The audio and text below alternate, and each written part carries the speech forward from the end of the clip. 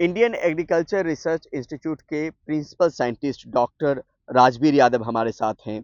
पूसा 44 पे एक सवाल उठ रहा है क्योंकि लंबा वक्त लेता है ये धान का जो किस्म है वो अ, फसल पैदावार को लेकर। सर आपसे समझना चाहते हैं, सुप्रीम कोर्ट ने ये कहा है कि 4-5 राज्य हैं, 4 राज्य राजस्थान, उत्तर प्रदेश, पंजाब, हरियाणा, ये सुनिश्चित करें कि पराली ना जले।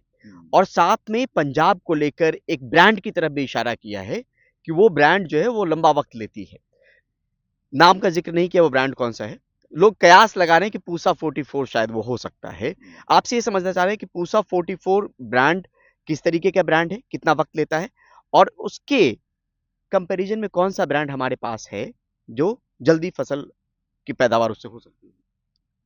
देखिए ये एक जेन्युइन कंसर्न है कि भई जो हम रेज़िड्यू बर्निंग करते हैं, यानी किसान के साथ एक दिक्कत रहती है कि जहाँ पे धान, गेहूँ का फसल चक्कर किसान अपनाते हैं, जी। तो उसमें धान की कटाई के बाद गेहूँ की रोपाई होती है और गेहूँ की बुआई होती है।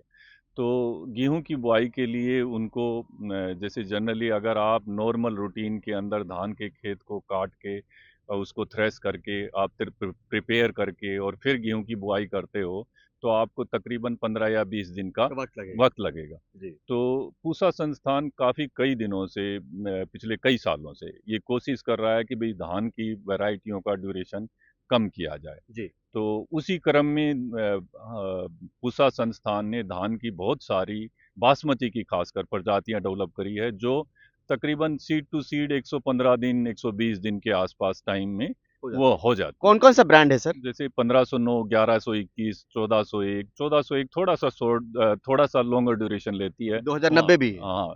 एक 2090 है जो कोशिश कर रहे हैं कि देखिए ये तो सब बासमती की वैरायटी हैं, 1121, 1509। एक वैरायटी पिछले 4-5 सालों से पूसा संस्था कोशिश कर रही है, एक वैरायटी जो पूसा 44 के जो वैरायटी है, जो सबसे लॉन्गर ड्यूरेशन की है, वो नॉन बासमती वैरायटी है। जी। तो उसका जैसे करैक्टर उसके अंदर मौजूद है और उसका ड्यूरेशन उससे कम से कम 15 दिन अर्ली है, कौन 15-20 दिन। कौन-सा ब्रांड है सर? ये 2090 एग्ज़ैक्ट मेरे को जी, जी। नंबर नहीं जी, नहीं जी। ध्यान, बट हाँ, शायद पूसा 2090 2090 है। जी, या पूसा कुछ इस तरह 2090 है का, सर। पूसा 2090। जी, तो वो एक शॉर्ट ड्यूरेशन वैरायटी है कंपैरेटिवली पूसा 44 के। जी। पूसा 44 की पैदावार बहुत अच्छी है।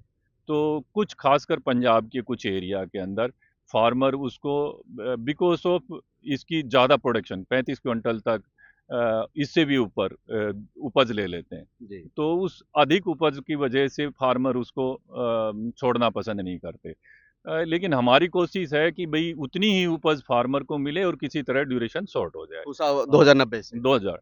एक दूसरा तरीका है कि हम जो बार-बार किसानों को बता रहे हैं कि जो ये 15-20 दिन का टाइम है, आप धान की कटाई के बाद जो गेहूँ की बुआई के अंदर बीच में जो लेते हो खेत प्रिपेयर करने के लिए, उस टाइम को अगर वो यूज़ करें, यानी अगर मान लो आपका धान की कटाई हो रही है नवंबर के फर्स्ट वीक में, सेकंड वीक में, हुँ, तो आप इमीडिएटली बिना खेत को जुताई करे हुए अगर सीधे बुआई कर सकते हैं, हुँ। तो सीधे बुआई में आपके वो 15 या 20 दिन बच जाएँगे। ये ऐसा और मुमकिन है? हाँ, जो हम ज़ीरो टिल की बार-बार कहते हैं, हम कंज़र्वेशन एग्रीकल्चर रहिए और ज़ीरो टिल हो, जी, या कि भई आप धान की कटाई करी और उसके बाद सीधे क्योंकि धान के खेतों में जनरली मॉइस्चर अच्छा रहता है, तो उसमें पलेवा देने की ज़रूरत नहीं होती। जी, तो आप सीधी बुज़ाई कर सकते हैं गेहूँ की, और जी। गेहूँ की हम किस्में भी उसी तरीके से डिज़ाइन कर रहे हैं, ख़ासकर जो हम काम कर रहे हैं पिछले 12 सालों से, वो हम डायरेक्ट सीडिंग के लिए भी कोशिश कर रहे हैं। भई आपकी धान की कटाई हुई, उसके बाद गेहूँ की, और मेरा अपना एक्सपीरियंस ये कहता है कि हमने जितने साल भी धान की कटाई के बाद गेहूँ की जो सीधी रिपाई करी है, सीधी बुआई करी है, उसमें कभी भी पैदावार गेहूँ की कम नहीं होती, हुँ। कभी भी नहीं।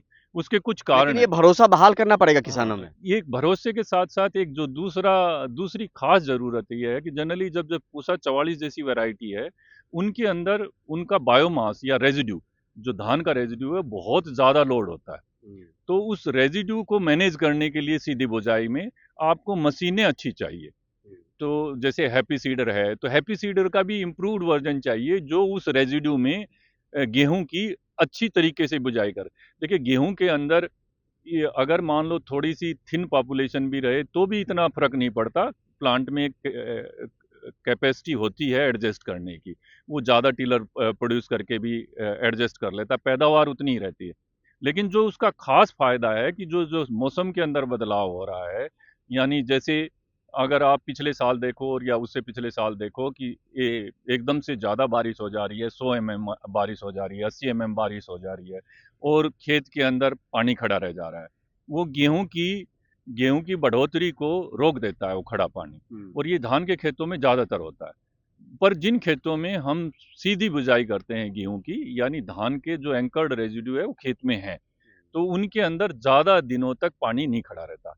उनके जो रूट चैनल है उनके साथ पानी नीचे उतर जाता है और आपका पानी 2 या 3 दिन के अंदर धरती के अंदर चला जाता है और वो गेहूं की पैदावार को नुकसान भी नहीं करता।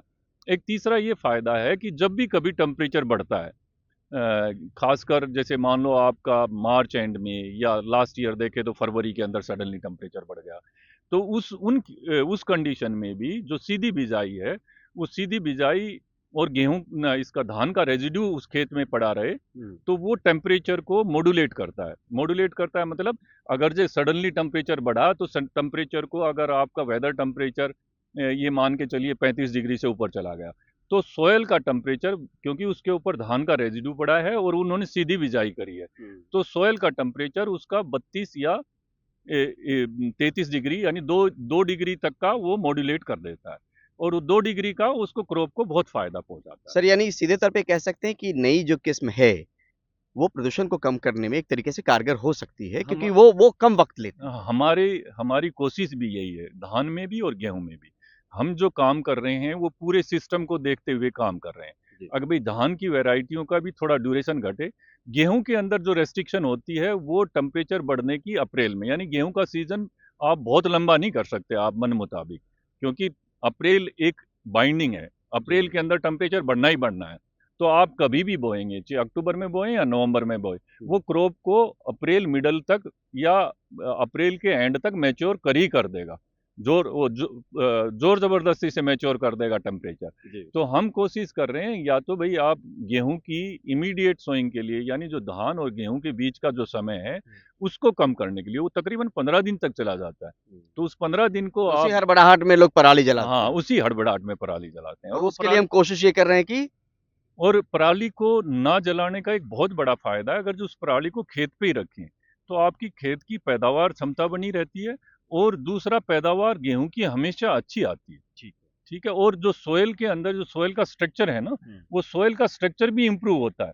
जैसे देखिए पूरे नॉर्दर्न इंडिया के अंदर थोड़ा सा साइंटिफिक है कि पूरे नॉर्दर्न इंडिया में देखोगे तो सोयल कार्बन कंटेंट है ना वो डिक्रीज हो रहा है। ये जब हम दोनों ये धान और गेहूं के लगातार फसल ले रहे हैं पिछले 15-20 सालों से, तो जो सोयल का ऑर्गेनिक कार्बन कंटेंट है वो कम होता जा रहा है, और वो ऑर्गेनिक कार्बन कंटेंट उसकी पैदावार क्षमता को, सोयल की क्षमता को डिसाइड करता है। पर अगर आप उसमें पराली खेत के ऊपर ही रखेंगे और उसको जलाएंगे नहीं और फिर गेहूं की सीधी बुझाई कर देंगे, तो 2-3 साल में ही उसमें ऑर्गेनिक कार्बन कंटेंट बढ़ना शुरू हो जाता तो उससे है। पैदावार भी एटलीस्ट अच्छी हाँ, होगी। एटलीस्ट टॉप 25 सेंटीमीटर की लेयर में तो जरूर बढ़ता है, जी। और अगर 25 सेंटीमीटर की लेयर में बढ़ जाता है तो उसकी उत्पादन क्षमता भी बढ़ जाएगी, और उसकी सोयल की जो स्ट्रक्चर है ना वो स्ट्रक्चर भी इंप्रूव हो जाता है, यानी जैसे उसकी filtration capacity, water retention capacity, उसकी न्यूट्रिएंट यूज एफिशिएंसी, ये सारी चीजें इंप्रूव हो जाती है। तो ये एक विन विन सिचुएशन है। किसान जो ये चाहते हैं ना कि भाई हम बाजोत की खेती करें तो हमारी जमवार अच्छी हो, उसका कारण सिर्फ जमवार से है। तो अगर हमारे पास अच्छी मशीनरी हो गेहूं की बुआई के लिए, तो सीधी बुआई एक बड़ा अच्छा कारगर तरीका हो सकता है किसानों के लिए भी और इन्वायरमेंट के लिए भी। आपको रेजिड्यू जलाना नहीं पड़ेगा, ना तो प्रदूषण होगा, आपकी खेतों की पैदावार क्षमता बनी रहेगी, गेहूं की पैदावार भी नहीं गिरेगी। ठीक है, बहुत बहुत शुक्रिया हमसे बात करने के लिए। नई दिल्ली से परिमल कुमार, एनडीटीवी इंडिया।